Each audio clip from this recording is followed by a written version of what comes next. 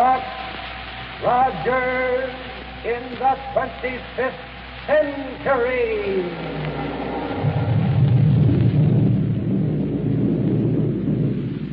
And the shower of silver dollars from Popsicle Pete's Money Box.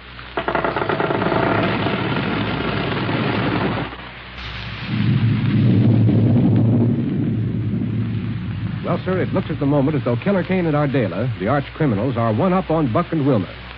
To begin with, they succeeded in stealing Buck's super rocket ship and Dr. Huer with it. Now they're flying at top speed through outer space toward one of the 10 moons of the planet Saturn. Hundreds and hundreds of thousands of miles behind them, Buck and Wilma doggedly follow the criminals' rocket trail, determined to rescue Dr. Huer at any cost. But now let's pick up our story in the rocket ship of Kane and Ardala. Here we go, 500 years into the future.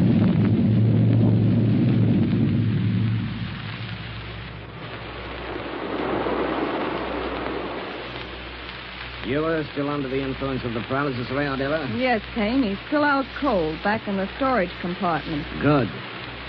Now, we've left Mars far behind, and the moons of Saturn are dead ahead of us. From the minute we land on the one called Enceladus, we start building our organization. Enceladus, huh? Right. It's one of the least known moons of Saturn, so we'll be perfectly safe there. If we aren't being followed out here. Nobody's seen us. How could we be? By a rocket plane equipped with a gas analyzer. You're right, Ardala. I hadn't thought of it. Well, it's about time you did. Don't let it worry you. Watch. Why'd you cut the power? What are you going to do? Before cutting the power, I swung us wide from our course. Huh? Hey, take it easy, will you? Pipe down and hold tight to your control seat. By the time I'm through, there isn't a gas analyzer in existence that will be able to follow the trail of this ship. Hey, let me know when you're going to do that, will you? This is something that even your dear departed friend Rogers wouldn't have thought of.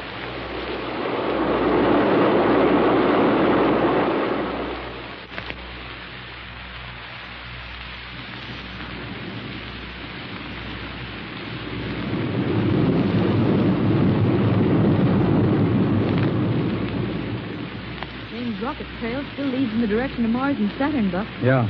2 more hours of flying at this speed, and we should be able to spot his ship in the teleradioscope. I'll try another look on the viewplate now. Yeah, go ahead. Well, how about it? No, I guess we're just not close enough yet. Or else there's too much cosmic dust in the way. Well, don't worry about it. As long as this rocket trail holds out, there's nothing... Wilma, What's the matter, Buck? the rocket trail has stopped. But we've got to keep on Killer Kane's track. Now look. What? Now the dials register again. Gas analyzer back over. Oh, sir, it can mean only one thing. Huh? Kane has deliberately swerved his ship around to make a crooked trail. Listen to our motors as we follow it. Doesn't make very comfortable flying. No, it doesn't, but... Now look. The trail is gone completely. Can't you pick it up again? I'm afraid not, Wilma. This is one of Kane's old tricks, and believe me, a clever one. Out here, where there's no air friction, his momentum is enough to carry him literally thousands of miles between short bursts of power. Maybe hundreds of thousands of miles.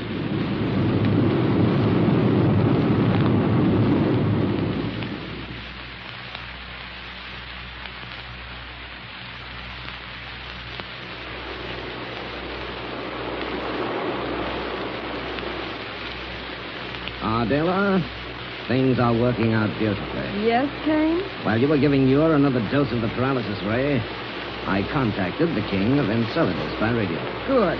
His name is Corax, and I told him that we are Rogers and Wilma. No.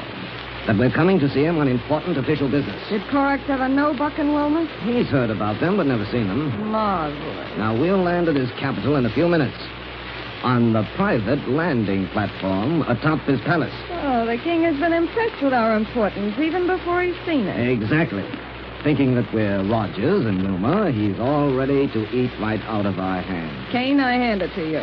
You certainly have a pretty little way of pulling the wool over people's eyes and making them like it. Forget it. Are you sure you gave Huer enough of the paralysis ray to keep him out of trouble? He's saturated with it. Can't even wiggle his ears. Good. Now, see? There's the capital right below us. I'll cut the power and coast to a landing. Somebody down there waiting for us on that platform. Yes, it must be King Korak. Hang on now. Now, don't forget, I'm Rogers and you're Wilma. Okay, let's get out. Welcome. Welcome to Enceladus. the most progressive moon of Saturn, Captain Rogers. How are you, Corax? Meet Lieutenant Wilma Deering. Oh, greetings. How do you do, Your Majesty? I am honored in having you here. Yes, sir, honored. Well, let's not waste time with formalities, Corax. Where can we talk? Why, right through this door here in my private study.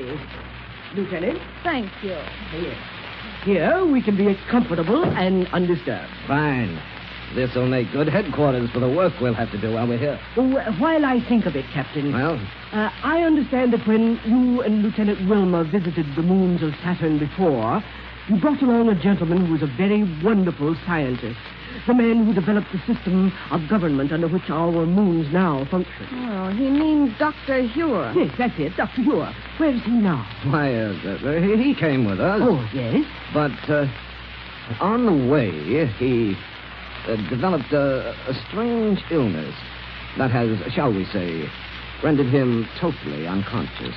How terrible. Right now, he is in our rocket plane, so I don't want anyone to go near it. You must have complete and undisturbed rest. Well, isn't there something we can do for him? Nothing, Corax, except leave him entirely alone. Well, whatever you say. I'm sure you know what is best for him. Right. Now, let's get down to business. Yes. Yes, Captain Rogers. Huh? Yes. Now, Ardala, Lieutenant Wilma and I are here as delegates of the Interplanetary Council of Science. Yes.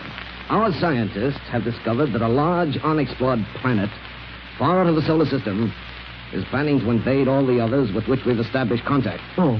In any event, Corax, our job is to organize a space fleet that will be the most powerful ever assembled. Of course. I can see that. And we must have an army composed of every able man on every moon of Saturn. That army will be under my leadership, of course. Of course. And, Captain, I shall waste no time in informing the kings of the other Saturnian moons that you are here and that they are to take all orders from you. And you believe they'll cooperate? Oh, no question about it. None. Everybody knows what you and Lieutenant Wilma and Dr. Huer did for us when you were here before. Fine. Now, when you inform the kings of the magnificent project we're about to undertake, tell them they must immediately effect censorship of all interplanetary news channels. Why that, Captain? Corax, no one outside of the Council and the people of the Saturnian moons know what is going on. What? Why, on the other planets, it would cause nothing short of panic. Oh, I see. Now, before going any further, I want it understood that you are to be my official representative. Oh, that is an honor I'm afraid I don't deserve. Don't be so modest, Corax. Well, thank you. You will receive any and all delegates from the other moons that are involved in our plans. It will save me a great deal of time. I shall serve you to the best of my ability. And if you'll pardon me, I think I'll contact the other kings right away. Fine. As long as this is going to be our headquarters, we'll stay right here. Oh, certainly. By all means. Well, I'm glad that part of the job is over. It certainly swallowed everything you said, Kane. Call me Buck. Okay. You know, Buck and Wilma apparently rated pretty high with these folks. They're willing to do anything you say. Well, compared to Earth people, these folks are all a bunch of weaklings. Shout at them once or twice, and they'll do anything you say. But why did you want Corax to arrange it so you wouldn't have to receive the other kings? I should think you'd want to talk to them personally. Some of them might remember our faces from our previous visit. Then we'd be in hot water. Okay. Now, what's the next step? We're going to put these people to work building spaceships. I see. With all the manpower that's available, it should be only a matter of days before we'll have a powerful enough space fleet to face anybody in the solar system who might try to make trouble for us.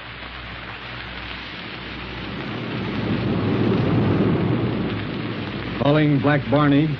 Buck Rogers calling Black Barney. You can land on Mars whether you get him or not, Buck. But if we don't have to land, it'll save us a lot of space traveling. That's true. Calling Black Barney. Hello, Captain Rogers. How are you? Hello, Barney. Why, I haven't heard from you since we got back from exploring under the Earth. But, I understand you're looking for Killer Kane and Ardala. Right. Have you seen any sign of him? Yes, sir. And I don't think you better waste any time if you want to catch him. You know where they are? Well, Captain, with them crooks on the loose, the minute I got back here to Mars, I got everything all organized out and fixed up a fleet of space patrol. Yes. And just yesterday, one of the pilots seen a strange super rocket ship flying out towards a little plasteroid. You mean planetoid? Yeah, plasteroid that lays about 14 points west of here in the same orbit as Mars has. Good. With this teleraidoscope in sharp focus, he could see that with Killer Kane heading right towards Saturn. Great. So you sent patrol ships after it. Well, Captain, I was sort of afraid to... What? You mean you let him get away? Well, Captain, in getting things all organized out in such a hurry, I forgot to equip any of my patrol ships with rocket guns or anything.